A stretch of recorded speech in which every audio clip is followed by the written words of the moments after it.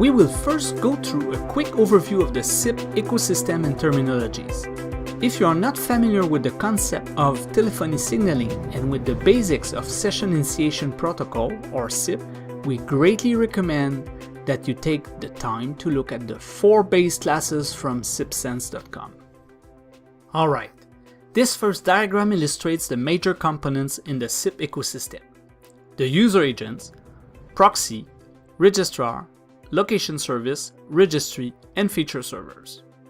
The blue lines represent the signaling, while the red lines represent the media carried over RTP, or real-time protocol.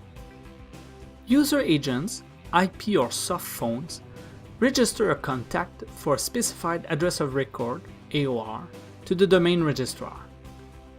The registrar pushes this information to the domain SIP registry. When an incoming SIP call reaches the domain proxy, it fetches the location service with the AOR found in the incoming call, retrieve the associated contact, and route the call towards that registered device IP. Both the registrar and location services are often co-located with the proxy, but can also be provided by other components such as an IPPBX. The main function of the proxy is to route calls towards the appropriate service or to another domain proxy if the user agent to reach is not served by this proxy. The feature servers provide telephony services such as voicemail, call forwarding, find me or follow me, conference, music on hold, call parking, and many more. An Enterprise IP Public Branch Exchange, or IPPBX, integrates many services in a single instance: registrar, location, routing, and many SIP telephony services. The IPPBX is usually connected to a Session Border Controller, or SBC, providing protection against DOS or DDoS attack, call rate limiting, and internal network topology hiding. The SBC connects to an ISP, CLEC, ILEC, or carrier's Class 4 soft switch, routing inbound and outbound calls to other carriers through the Public Switch Telephony Network, PSTN, or VoIP trunks. Enterprise VoIP is delivered by CLEC, ILEC, or ISP by connecting Enterprise IPPBX to a Class 4 soft switch. Here, Class 4 referred to the classes of switches on a PSTN North American network and referred to a tandem switch connecting calls to other national area switches or international switches. TelcoBridges T-Media VoIP Gateway can be used as a Class 4 tandem switch in standalone or in conjunction with a soft switch. SIP trunks are now widely used to interconnect switches or carriers as a replacement to the costly PSTN infrastructure. Residential and enterprise VoIP can be provided by an hosted IPPBX in the CLEC, ILEC, or ISP network. This IPPBX is also called a Class 5 soft switch as a reference to the legacy Class 5 PSTN telephony switches. The CLEC, ILEC, ISP IPPBX or Class 5 switch connects to carriers Class 4 tandem switches with SIP VoIP trunks or legacy TDM trunks using ISOP or ISDN signaling. In the next courses, we will explore more in depth the legacy TDM and SS7 signaling world. Now let's take one step back to understand the difference between a SIP proxy and a back-to-back user agent. To illustrate the difference between a proxy and a back-to-back user agent, we will first look at the role of a proxy and the concept of transaction and dialog session. For this, we will refer to the 7 SIP-based signaling messages: invite request, 100 trying response, 180 ringing response, invite 200 OK response, ACK request, buy request, and buy 200 OK response. SIP is a transactional protocol where interactions between components in the network take place in a series of independent message exchanges. A SIP transaction consists of a single request and any responses to that request. Transactions have a client side and a server side. The client side is known as the client transaction and the server side as the server transaction.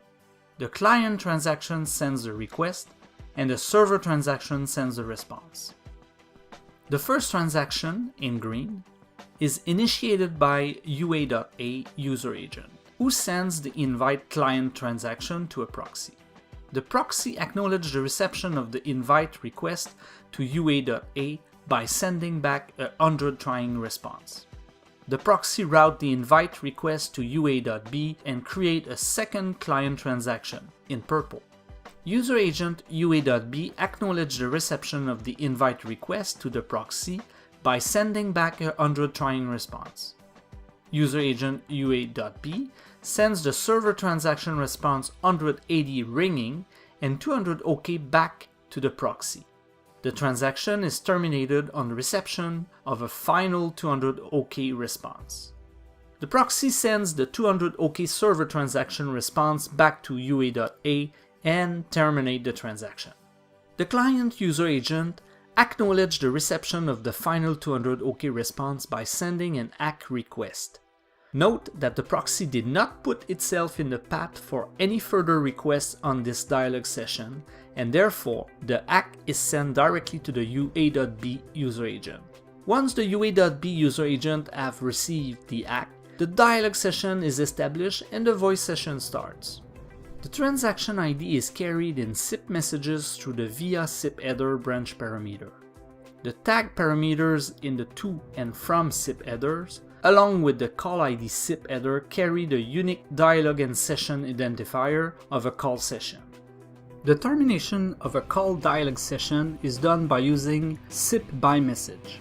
Here, the UA.A wish to terminate the conversation and initiate by request client transaction, in pink, directly to the UA.B user agent. UA.B responds with a server transaction 200 OK response, which terminate both the by transaction and the dialog session.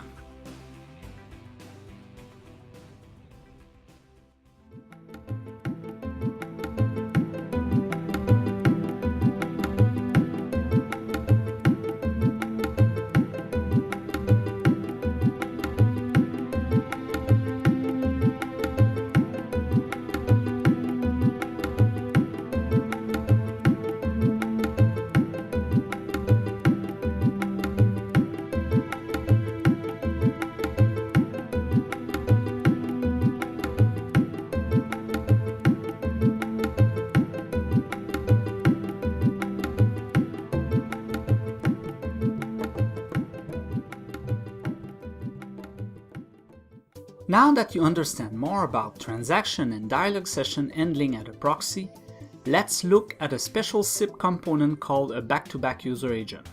Like the proxy, on reception of an invite request from UA.A, B2B UA routes the call towards UA.B and create a new client transaction. However, contrary to the proxy, the back-to-back user agent also creates a new dialog session.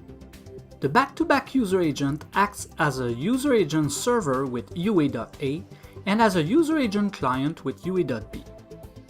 Two voice sessions are created, in orange and red, with the media being terminated on both sides of the back-to-back user agent. Also, note that the back-to-back user agent modifies some of the original sender UA.A SIP headers, such as, for example, the SIP contact header, where the host is changed to s.b2bua.com and the port to 5062.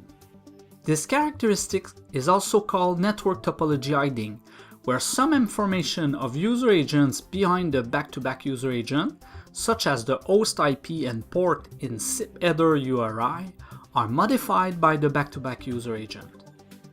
We can summarize the differences between a proxy and a back-to-back user agent by the fact that a proxy is never in the path of the established dialog session and therefore does not have to process media. A back-to-back user agent has the capability to process the media between two user agents and can perform transcoding of the media, depending if the B2B UA has transcoding capabilities. We will see later in this course how this could be achieved. So, TelcoBridges T-Media is a SIP back-to-back user agent having transcoding and network topology hiding capabilities. For a back-to-back user agent, the termination of a call dialog session is similar and done by using SIP by message.